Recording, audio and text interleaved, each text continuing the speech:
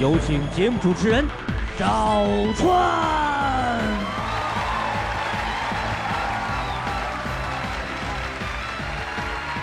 谢谢现场的观众朋友们，谢谢大家。欢迎电视机前的观众朋友走进天津卫视的大型情感节目《爱情保卫战》。我们的节目是由保湿护肤领先品牌伊贝诗冠名播出的药保湿伊贝诗弹润保湿水。如果你想参与我们的节目，可以关注伊贝诗的官方微信，或者到伊贝诗的线下销售网点进行报名。要旅游找途牛，途牛旅游提醒您，节目首播期间打开途牛客户端，赢100元现金券。本节目由海伦凯勒、林志玲专属太阳镜大力支持。现在请扫描屏幕下方的二维码，添加爱情保卫战的官微即可网上报名，了解更多的情感故事，与我们的情感专家在线互动。电视机前的观众朋友，现在请拿起手机，扫描屏幕下方的二维码，下载万事达手机客户端，进入天津卫视的直播聊天室，边看边聊。直播过后，也可以通过天津 IPTV 网络电视或万事达手机客户端继续观看本期内容。打开手机微信摇一摇，摇电视，进入到爱情保卫战的互动页面，100万红包等您来拿。今天我们请到的老师是资深媒体人阿蒙老师，欢迎阿蒙老师的到来。心理学方面的专家于继进于老师，欢迎于老师的到来。爱情导师涂磊涂老师，欢迎涂老师的到来。下面来看他们如何帮助今天的嘉宾朋友吧。先来了解第一对，各位请看。我跟我女朋友相恋4年了，感情挺深的，但是她这人比较由着性子来，而且性子比较犟，我怎么劝都不听，所以有时候吧，她就容易上当受骗，要不就跟我闹矛盾的时候，就玩失踪，好几天都找不着。好，您拨打的电话已关机。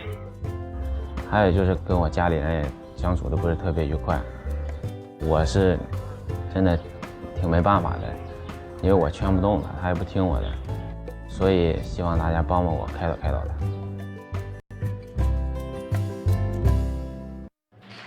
她。哦，这是要把女友拿来改造的，看看3位老师有什么办法吧。掌声请出他们，来，掌声有请。男嘉宾小马25岁，来自山西酒店管理；女嘉宾小可26岁，同样来自山西，也是酒店管理。来，有请2位，有请。主持人好，欢迎啊！看小片基本知道你心里的苦了，咱一点一点说吧。你说的倔对吗？对。然后因为倔吃亏是吧？你举几个例子让老师们听听。我女朋友吧，她就特别天真，她有一回吧，就那朋友发朋友圈，商家广告说集赞集多少个赞，送她那个进口的香水。我说天上掉馅饼的事儿你也信啊？挺费劲的事儿你就别那啥，她就不听，就去集那个赞。好不容易集够了，人家商家给她发过来一瓶香水，回来一看什么香水啊？就那5块钱10块钱的劣质勾兑出来那香水，然后他还给人家付的邮费好几十，你说你傻吗？那就叫傻吗？也就是付了点邮费嘛。就是你这人啊，真是。他还有别的呀？说别的，来接着说。还有啥时候让骗了？还有啥时候？他不光是让陌生人骗，他朋友也骗。你看他交那些朋友，这是朋友事吧？我朋友怎么了？我朋友，我觉得我朋友挺好的呀。他朋友在外地，然后叫他过去，一起合伙做一个什么小生意啊。然后我说我跟你去吧，我不放心你。然后他就不听我的，自己去了，然后把那钱就投了。然后过了好长时间才跟我说，我一看那什么项目，这根本就不靠谱。他那朋友根本就坑，就坑他钱去了。怎么就坑我了嘛？再说了，人家当时告诉你了，你愿意做你就做，人家没有逼着我。然后我当时也是看，就是说我想挣点钱，然后为咱们这个未来做打算嘛。我有错吗？再说了，人家坑你了吗？怎么没坑？没坑好几百块钱。人家投资了多少啊？好几千，快1万块钱。我不是跟他要嘛，我说我们不做了，然后他当时就不给嘛，他非要说有什么程序啊、流程啊，什么乱七八糟的。怎么就没给你了？那你当时跟人家要，人家说过几天给你，对不对？你不行，你非要死呀活呀，当天就跟人家要，对不对？最后那不是人家给你了，然后就是损失了几百块而已，你有必要这样说吗？你们家几百块钱是大风刮来的。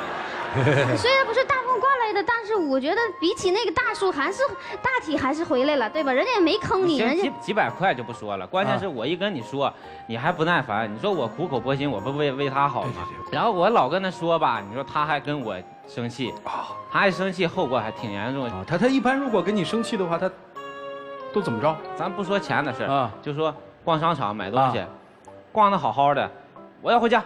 生气了啊？为啥呀？莫名其妙。那你不知道我为什么回家吗？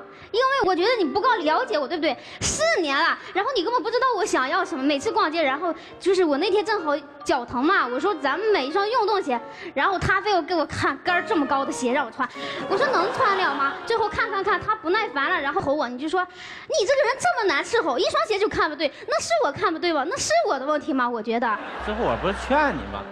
最后我不就追出去捅你了吗？他跑到商店外边了啊，天特别冷，下着大雪，刮大风的。我说咱们要不那个回商店里商量，暖和暖和。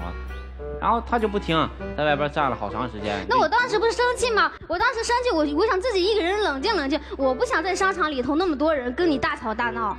你那叫冷静吗？你那叫冷冻。主持人，我跟你说，当时那天正在过情人节，对不对？人家好多情侣都出双入对，高高兴兴。然后你就吼我说我很难伺候，我好不容易出来跟你过一个情人节，被你这样吼，我能不生气吗？搁谁不生气？你问我。关键他生气吧，你生气难哄也就算了啊，他还爱冷战。我怎么跟你冷战？好几天啊就不联系了，电话 QQ 给我拉黑。那是你惹我生气了，好不好？没办法了，我知道他弟弟电话，我通过他弟弟我才联系着他，哄了半天就把他哄好了才。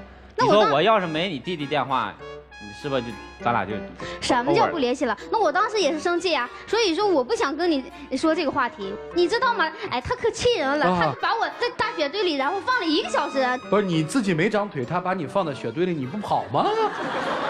那我就是那一次从就是其他地方出差回来嘛，然后他答应好是去接我到点儿，结果我去了，你跟主持人说你人去哪儿了？你去哪儿了？我忘了。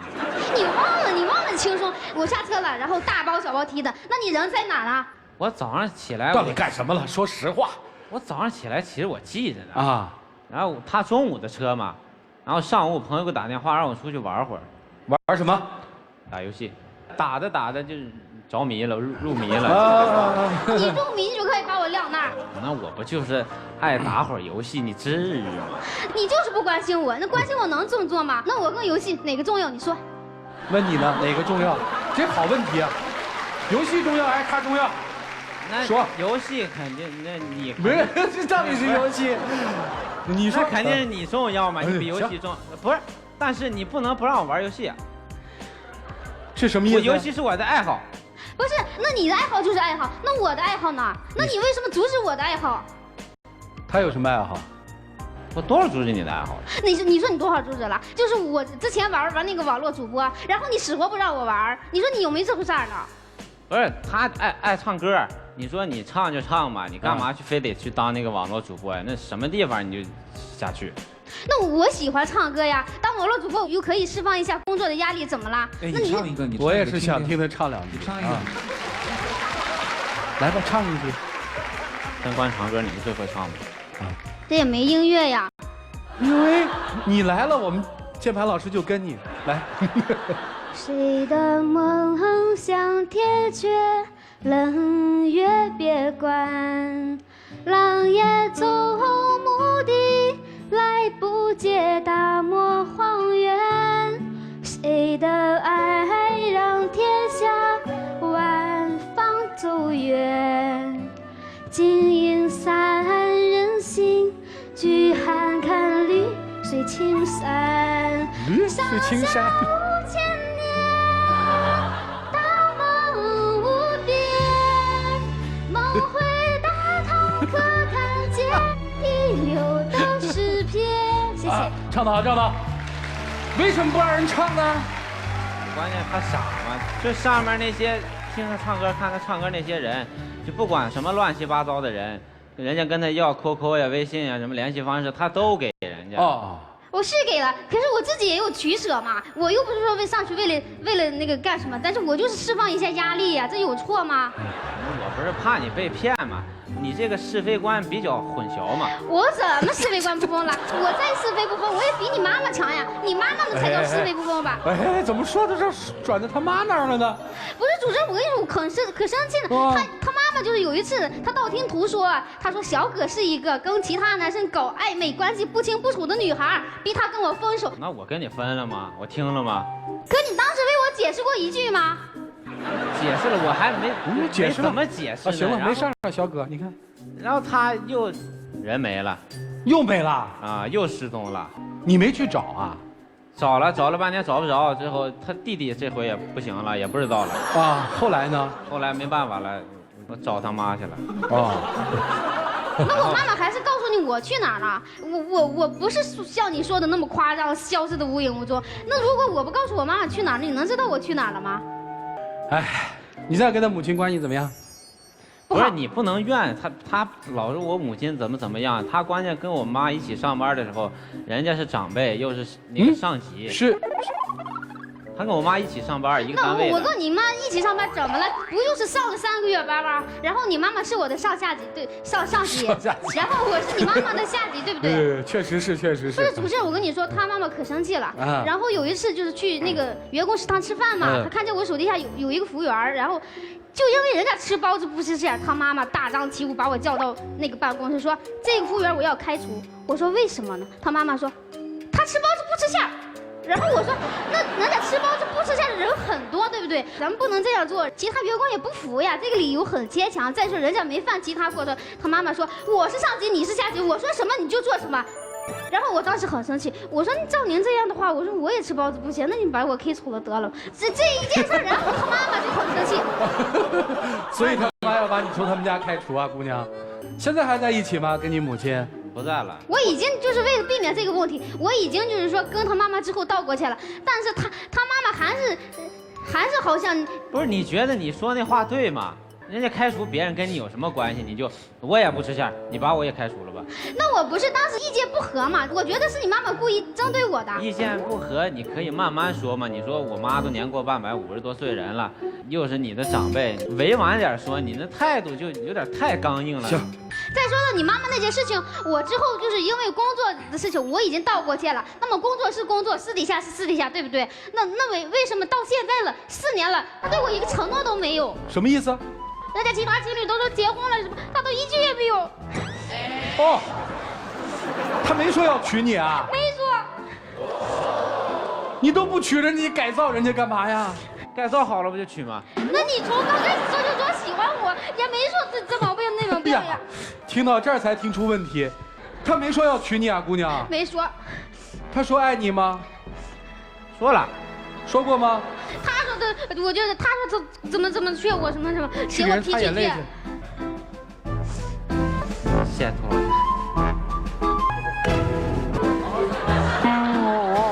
不用你擦，我自己擦。我给你擦来。我不用。娶不娶人家？人家问你娶不娶人家？你过去。你先把你那脾气改改。啊？让他改完脾气你才娶是吧？不是，你稍微收敛收敛。你说一个是我妈对吧？啊，你妈这事儿我们听明白。养了我20多年了，我也不能，人家又更年期，你跟她讲道理吧，她也有时候听不进去。更年期怎么了？再说我已经道过歉了，我也和你妈妈之后处的挺好的吗？我就是除了你妈妈，我和你爸爸也处的挺好的呀。我说你这个不，我问你，要不要娶人家？想娶，我就是想让她把这个性格稍微收敛。怎么个收敛法？就是我劝他多少考虑考虑。我跟他说话，他就是这个耳朵进，这个耳朵出去了。啊，行，明白了。姑娘，你想嫁他吗？说实话，我没这样，我没法嫁他。你看他都没跟他们家说，然后我也不知道他们家啥意思，对不对？如果说你妈妈真的不同意，那我也不会死缠烂打缠着你啊。你还比他大1岁啊，姑娘。对。你不着急嫁人吗？咋说呢？但是不是你不着急嫁人吗？我不是着急，我想找一个合适的，对不对？哎，这个心态好，不合适，谈10年，该分手也分手。对。4年算什么？对不对？该走就走。你看你傻吗？你瞎听。我咋的瞎听了？感情是我俩的，你不知道实情。我不知道实情啊，你想娶她啊，你没说出来，那你跟她说我要娶你啊，我要娶你，你能不能收敛点？还有条件是吧？啊，他得改，那就是不想娶呗。想。老师傅，你们看怎么办吧？一起进入丘比特问卷。我有一个疑问，你们2个人谁先追求的谁呢？他追的我。你是一次成功吗？追了4次。你为什么让他追求你4次才同意呢？不是因为他刚那个追求我第1次嘛，那时候我也有男朋友呀，我不能脚踏2只船，对不对？然后我拒绝了他，就第2次他追我之后，然后我失恋了嘛，然后没有从那个上一段感情中走出来，然后也拒绝他了。第3次也是拒绝，第4次嘛，然后我看他挺执着的，然后我就想交往处处看呗。哦，从目测上看你们2人，我觉得挺般配的。你看这个姑娘呢，我觉得你的性格呢非常的直率。对。但是呢，我感觉你跟她在一起，你觉得有一些委屈。她追求了你4次，你终于答应了，但是她没有按照你想象那种方式来对待你。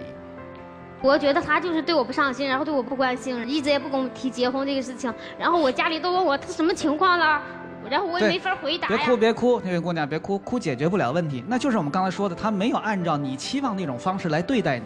比如说，告白成功了，他应该跟你在接触一段时间之后，给你一个正确的一个名分，但是他没有，对吧？对，没有。所以你心里就有很多的委屈。对。于是呢，你就通过怨气的方式向他去发泄了。小伙子呢，他的心态我个人也比较理解，就是说他也很想娶你，要不他不会追求4次。但是接触一段时间之后呢，你又跟他母亲产生了一些问题，所以他现在就是想娶你，但是可能没有始终下一个决心。我就替他问你，你内心希望跟他在一起吗？希望。如果希望跟他在一起的话，我给你提个醒，你的性格没有问题，但是你的发泄方式、沟通的方式有问题。所以我希望姑娘你能意识到这一点。一个是改善自己的发泄方式，二一个是呢，如果他以后再不有这么明确的表示，其实我个人觉得可以给他一个最后的通牒。如果还是不行的话，那我觉得2个人友好的分开也是很好的一个选择。我刚刚看到的是一场这个《爱情保卫战》童话版，这个典型的是公主，不过那边呢不是白马王子，而是父皇，处处想管着这个小公主。但是你有没有想过，用批评指责的方式，你只能让对方更坚持他是对的。所以你那些指责，你发现你的女朋友没有一样认为我是错的，所以你所有的指责都以失败而告终，只能激起她更多的任性。所以你的方式不对。好了，我们回来说一下公主。如果有一天你到我家或者到一个朋友家里面去，他家里的东西你会随便动吗？不会。不会，对不对？要尊重、礼貌。爱情里面也有很多禁忌，很多地方是不能碰的。你的任性，你想来看看到底你在他心目当中有多重要，然后我消失了，到底看看对方是多在乎我。你有的时候太过着急，所以我想给你的一个建议是什么呢？爱情是有风险的，任性需谨慎。他不适合你。你的脾气其实挺不错的，你看啊，对前男友是一心一意的，绝对是清清楚楚，然后脾气也非常直率，在场所有的观众都特别喜欢。但是，坏就坏在了这个急上面，你需要立竿见影，我的错你要立即原谅我，我的心情你要立刻能够理解，但是你这个脾气急，最终会吃亏的。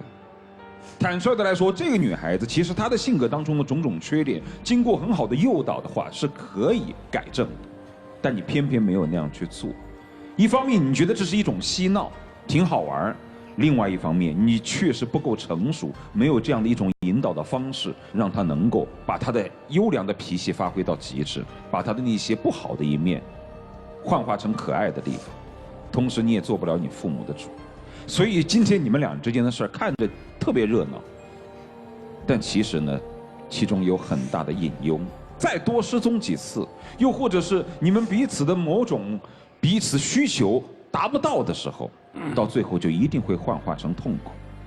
所以其实从性格上和这种年龄上来说，我觉得他真的不适合你，就这样。4年了，我听来听去，我最后发现，最核心的、最关键的是，你可能连一个承诺都没有。那你还拖着人家干嘛？你还说人这不好那不好，你有什么资格说呢？别急着嫁人，你那句话说我特同意，得找一合适的再嫁啊！一起进入黄金60秒。其实吧，咱们从一开始的时候就经历了挺多的，挺不容易，在一起就挺不容易的。然后在一起4年，你说感情也毕竟挺深的。我其实也没说是非要怎么样把你改造成什么样，就是我希望有时候跟你沟通的时候，你能愿意跟我沟通，不至于说我一跟你说话，你一劝你就生气，然后就失踪了，你弄得我挺没办法的。然后我妈那边吧，这些事都慢慢能处理。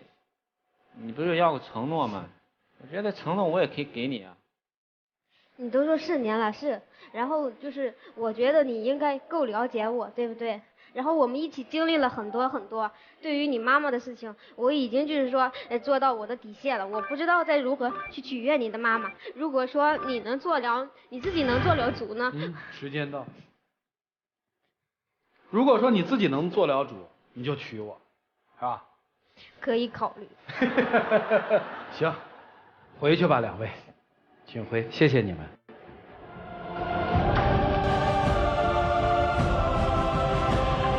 来，请关门。这段4年的情感当中，存在着各种各样的不确定因素，甚至是一些危机。这对年轻人，他们自己会怎么选择呢？请开门。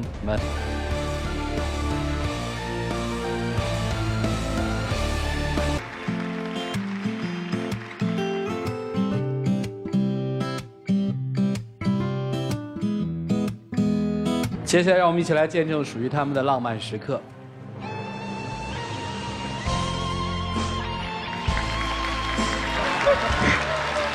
我今天就给你承诺，我娶你，你愿意吗？愿意嫁给我吗？愿意。不愿意。愿意。你让他说。愿意吗？愿意。听见没？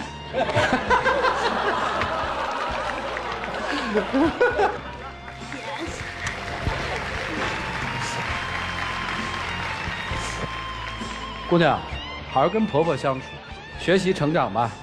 这个送给你啊，要保湿，易背湿，啊，回去吧。谢谢。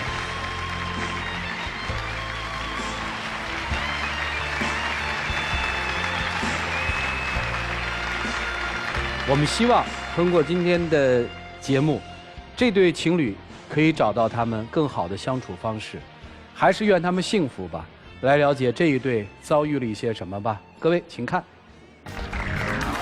我24岁遇见了他，他脾气很好，对我也很好。不久我们便很快结婚了，婚后过得很幸福。但是过了1年多，发生了一件事，这件事一直纠结在我的内心中，已经成为了我的阴影。我就感觉这个人变了，不再是以前的他。我很纠结，也不知道该怎么办。跟他结婚5年多，我一直想走进他的世界，很想抓住他，但是他总是无情地甩开我，我很没有安全感。我不知道这样的婚姻还能怎样维持下去。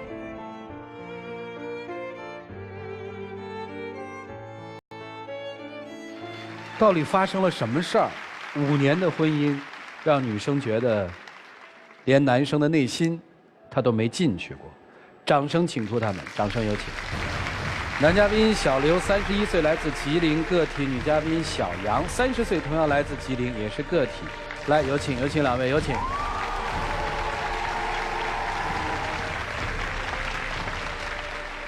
欢迎2位哈。结婚5年对吧？对。有孩子吗？有。多大？4周岁。男孩女孩？女孩。我们先从那个让我特晕的事儿开始说起，好不好？就是自从发生了一件事儿之后，你觉得他就变了，是个什么事儿啊？我们结婚1年多吧，然后他就说出去打工啊，然后半年多都没有回家啊。就这个事儿吧，到现在为止，就已经是我心里的一个阴影了。不，就以至于他现在做啥事儿，就是说啥话，我变得都开始不信任他。好，我问清楚啊，就是出去打工半年不回家也很正常，有很多人1年可能春节才回1次家，因为他有联系，因为他不是在外地，就是在本市。啊，在本地不回家，对，半年，那你们打电话联系吗？联系啊，但是刚开始不接，然后后来就是有女的接，所以我就特别纠结啊，我不知道他在外边干啥。你作为夫人，他在当地打工，你去单位看看他呀。我不知道他干啥，因为他走的时候就说出去打工，没跟我说具体干什么工作。那有没有说在本地啊？没有。那个时候有孩子吗？有，就是因为生了孩子嘛。他说的，咱们压力也挺大，我出去打工吧。哦，最开始呢，我跟他说出去打工呢，也是为了家庭，但是在外面干了1个多月，我就跟朋友合伙开了一个饭店啊。当时也没跟我说开饭店呢。因为当时你什么事都多疑，我寻我跟你说了。我肯定得多疑，因为在我给他打电话的期间，有个女的接电话。哦，我也不知道这女的是我开饭店之后，女的是饭店的服务员，这个我感觉很正常。不是你开个饭店跟老婆说就是了，我开了个饭店，这有什么呀？因为他有的时候吧比较多疑，就是只要是我出去没回家，他心里想的吧就是不是那么回事了。所以呢，不是，那你为什么不回家呢？你在本地，你为什么不回家呢？这搁谁谁不怀疑你啊？所以我就特别纠结这个事儿。然后后来吧，回过1次家，我本来想把这个事儿问清楚的。然后我做饭的时候，他接一电话，然后他就着急忙慌穿衣服就出去了。啊，我就抱孩子下楼追去了。啊，下楼追的时候，我就看着一个女的开车过来接他了。哦，然后我就上去把他拽住了。我说这女的是谁呀？然后他也没解释，就上车了。因为为什么我不回家？当时就是说我开饭店期间，他一打电话，我们离婚吧，我们离婚吧。那你说我回到家我就面临着离婚。这个行，为了不离婚，所以不回家。我当它是个逻辑放在这儿。说那个女的是合伙人，啊，你说清楚不就完了吗？因为他多疑，只要是我跟他说是合伙人，他不相信呢。好吧。我当时跟他说离婚，并不是真的要离婚啊。我说离婚就是为了逼他回家，因为他总也不回家嘛。我就想，我都说离婚了，我看你还回不回来？对对。后来他怎么回的家？咱们后来，然后第1次去找他，自己去找的。他当时不在饭店。然后我就给他打电话了，我说你在哪儿呢？然后他就问我你是谁呀？我说你怎么连我的声你都不知道是谁呢？后来呢？然后我就回家了呗。回家了，过几天我就和他爸爸去找他去了。他看我和他爸去的，就跟我们回家了。但是当时也特别心不甘情不愿，当时他就用那种眼神跟我说：“你可真行，你还把我爸给我找来了。”啊，后来呢？后来不干了。我感觉说我回到家了，你就不应该有一些别的想法了。所以就是我回到家之后，他还是那样，什么事情都多疑，什么都管，什么都问。朋友过生日我去了，我8点走的，我要9点我没回到家，他会一直给你打电话，给你打的就是说你根本你饭都没法吃，你干什么去了？你干什么去了？你背着我做什么了？你外边是不是做什么坏事了？你答应我要回家了，为啥没回家呀？过生日肯定男男女女都有。是。哎，他对你好吗？我认为他就没有以前对我好，在乎我，甚至心里边都没有我了。现在啊，你是怎么判断他心里没你的呢？就比如说，我领我家孩子回我妈家过年，他也竟然1个电话都没给我打。每次都是我给他打电话。为什么呀？不太习惯，因为我打小呢，我父亲跟我母亲就是上城里做生意，我姥一手把我带大的，所以什么事情呢都不喜欢和别人去商量。包括这么多年吧，别说就是说我俩结婚5年，我不打电话，我给我父亲给我母亲打电话说的很少。好，你们俩现在逛街吗？就在日常生活里会一起出去逛吗？逛，我就喜欢挎着胳膊牵他手，他从来都不让。为什么？因为我感觉结婚5年了，出去逛街也不能说像现在的谈恋爱一样，我拉着你，你拉着我吧，就显示非常好。我们不说逛街这事儿，咱们今天坦诚相见啊。假设那半年，他可能就是犯了你所想的那个错误了，你现在能原谅他吗？可以原谅他，但是这个结儿在我心里边一直就问你，你要有，咱们就不叫原谅，就可以原谅他吗？可以，因为有孩子吗？你别说因为有什么，能不再提这件事儿了吗？不能，不敢保证。我今天来就想让他亲口对我说，那半年到底干什么去了？我就特奇怪了，你就当它发生过都能原谅，为什么你要知道这个真相呢？我就是一较真的人，虽然我跟你继续想往下过，但是我也要知道你这半年干什么去了，你为什么要对我有所隐瞒？开饭店吗？找了个女合伙人，没干嘛。他对我就是有隐私，啥事儿都不跟我说。就是稍的，如果是稍微有一点的小隐私的情况下，我感觉很正常。我想在我的朋友面前，也给我自己多多少少有点面子，并不是说像那种所谓的妻管严一样，你让我往东我就往东，你让我往西我就往西。他都不知道他对我隐瞒了啥，他都不知道。那你说他对你隐瞒了什么？前1年多吧，我们在一次学习的时候又认识了一女的，那女的是通过我认识的他，然后后来他们俩就联系上了。我每次打电话，他电话通话中的时候，那个女的同时也在通话。啊，这不能说明什么问题？这还不能说明什么问题吗？1次这样，2次这样，3次4次还这样吗？你的意思就是他们俩在打电话呗？对。然后我问他，你和他到底有没有事儿？他就说没事儿。我说没事，他为啥老给你打电话呀？又不是你一个男的吧？对不对？学习那学习班里边有很多男的，为什么就盯上你？这只是你的一种猜测，我连那个女的叫什么我都不知道，你这不是无稽之谈吗？你跟我说像这种巧合，大概巧合了几次？4、5次吗？是在1天之中，还是在很长一段时间？周期是很长一段时间。多长？半个月左右吧。你这不是无理取闹吗？只是证明你的心疑点太多。好了，没打过电话？没有，确实没打过。没有啊，就包括这些年我俩结婚之后，从发生那件事儿之后吧，就为了让他放心，我现在基本上就是出去洗个澡，买个烟，包括我兜里的零花钱都是有数的。这不挺服管的吗？那我也得把这日子过明白的呀，我不能洗。你还要怎么明白啊？我已经糊涂了5年，不能再糊涂了吧？你真糊涂假糊涂啊？真糊涂。我看你一点都不糊涂。老师们，您把话说破吧。一起进入丘比特问卷。两位好。老师好。哎，这位女士，我是觉得正是因为你糊涂，所以你才能跟你老公过5年。如果你要明白了，估计你们俩1年都维持不了。你们俩这个呢，就是非常典型的夫妻感情不和。那夫妻感情不和呢，有2种。第一种呢是先天的，就是2个人可能抱着很强的目的走进了婚姻。您需要一个老公，他需要一个老婆。到了这个年龄了，父母长辈、同学都说你呀该结婚了。第2种呢，我个人觉得是有感情，但是婚后因为很多的一些性格呀、沟通啊、误会啊，造成了夫妻感情不和。我个人觉得这2种情况在你们俩身上都发生了，只不过呢，你发生的是第2种，他发生的是第1种。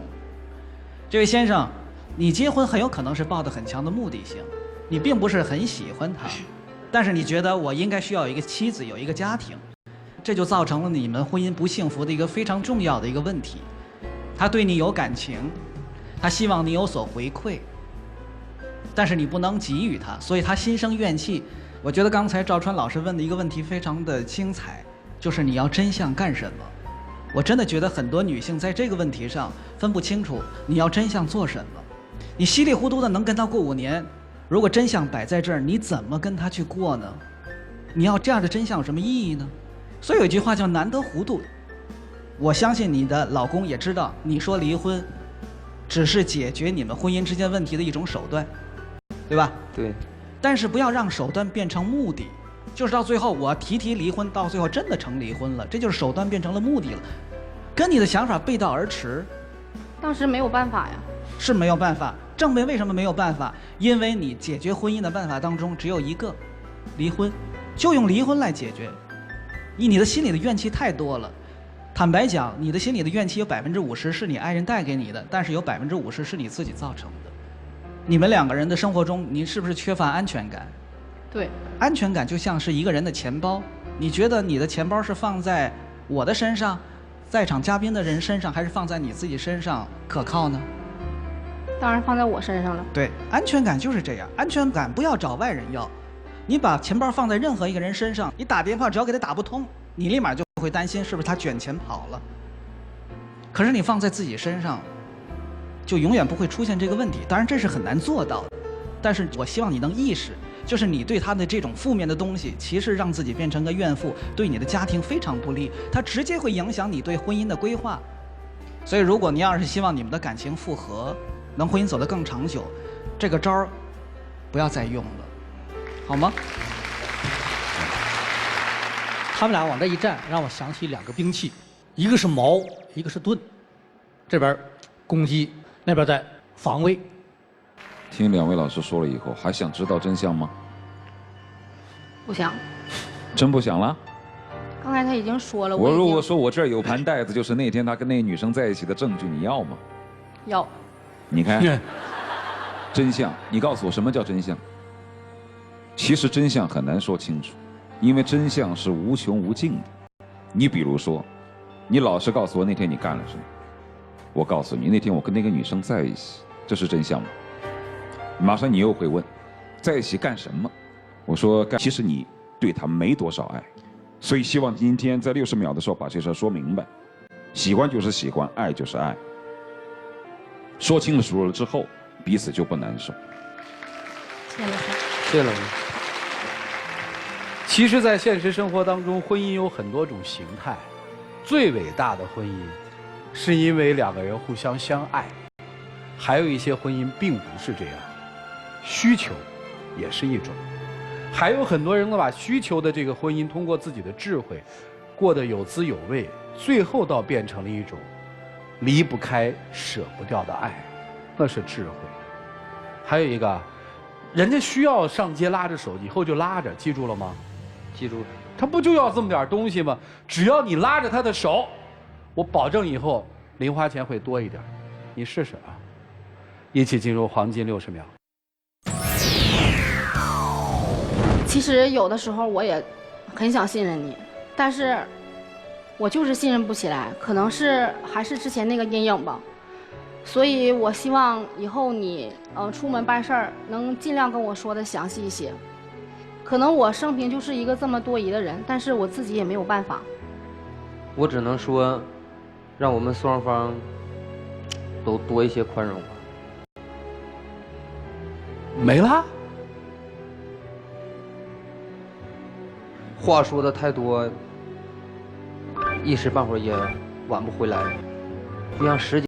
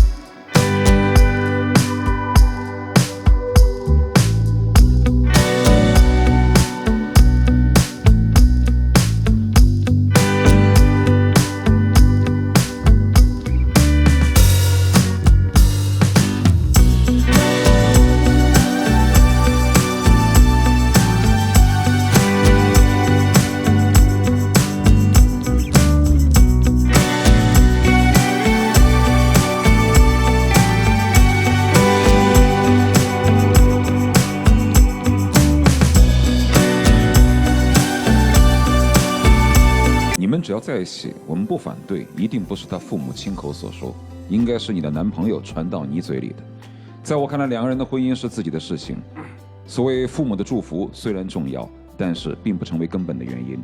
但最关键的是，你的男朋友是否跟你说出了真相？好，谢谢涂老师。我们的节目是由保湿护肤领先品牌伊贝诗冠名播出的，要保湿伊贝诗，伊贝诗弹润保湿水。如果你想参与到我们的节目中，可以关注伊贝诗的官方微信，或者到伊贝诗的线下销售网点进行报名。要旅游找途牛，途牛旅游提醒您，节目首播期间打开途牛客户端，赢100元现金券。本节目由海伦凯勒林志玲专属太阳镜大力支持。我们下期节目再见，谢谢大家。